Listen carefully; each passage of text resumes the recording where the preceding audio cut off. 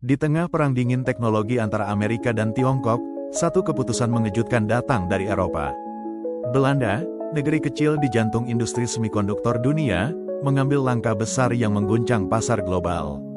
Mereka merebut kendali atas Nexperia, perusahaan chip yang dimiliki oleh Tiongkok. Tapi di balik alasan keamanan nasional, banyak yang bertanya, apakah ini keputusan Belanda atau perintah dari Washington? Nexperia bukan sekadar pabrik chip biasa. Ia adalah jantung dari jutaan perangkat, dari mobil listrik hingga peralatan medis di seluruh Eropa.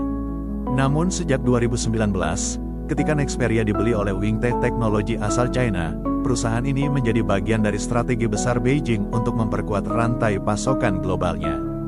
Dan disitulah Washington mulai gelisah. Dokumen pengadilan Belanda mengungkapkan, pada pertengahan 2025, Amerika Serikat menekan Belanda untuk mengambil tindakan terhadap Nexperia. Washington menuding ada risiko transfer teknologi sensitif ke Tiongkok, dan mengancam pembatasan ekspor. Tak lama kemudian, Belanda bertindak. Dengan alasan keamanan pasokan chip, mereka mengambil alih kendali penuh atas Nexperia. Tapi dunia tahu, ini bukan sekadar urusan ekonomi. Ini bagian dari strategi global untuk menahan kebangkitan industri teknologi China. Beijing tidak tinggal diam. Dalam waktu singkat setelah penyitaan itu, pemerintah Tiongkok membatasi pengiriman komponen semikonduktor dari fasilitas-fasilitas Nexperia di negaranya ke Eropa. Ribuan komponen, dioda, transistor, modul daya, tertahan, dan pabrik-pabrik otomotif Eropa mulai merasakan dampaknya. Produksi tertunda, pasokan elektronik tersendat. Ini bukan perang fisik, melainkan perang komponen, perang chip. Perkembangan penting, pada tanggal 7 November tahun 2025, setelah tekanan diplomatik dan negosiasi di beberapa tingkat, Beijing melonggarkan sebagian pembatasan tersebut, dan sebagian pengiriman chip mulai kembali menuju Eropa. Namun tanda-tanda mereda itu tidak menghapus kenyataan bahwa ketegangan bisa kembali muncul jika masalah politik belum benar-benar diselesaikan. Uni Eropa kini sadar, mereka ada di persimpangan dua kekuatan besar. Di satu sisi, tekanan politik dari Amerika untuk memisahkan diri dari rantai pasokan China.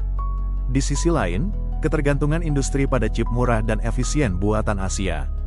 Langkah Belanda dianggap patuh terhadap Washington, tetapi hasilnya membuat seluruh Eropa merasakan guncangan pasokan. Upaya menjaga keamanan justru memicu krisis baru. Kasus Nexperia menjadi simbol perang baru, perang kendali teknologi. Setiap pabrik chip kini dianggap bagian dari benteng geopolitik. AS dan sekutunya berupaya mengendalikan akses teknologi, sementara China membangun ketahanan lewat rantai pasokan global. Kita perlahan memasuki babak baru, Tech Cold War 2.0.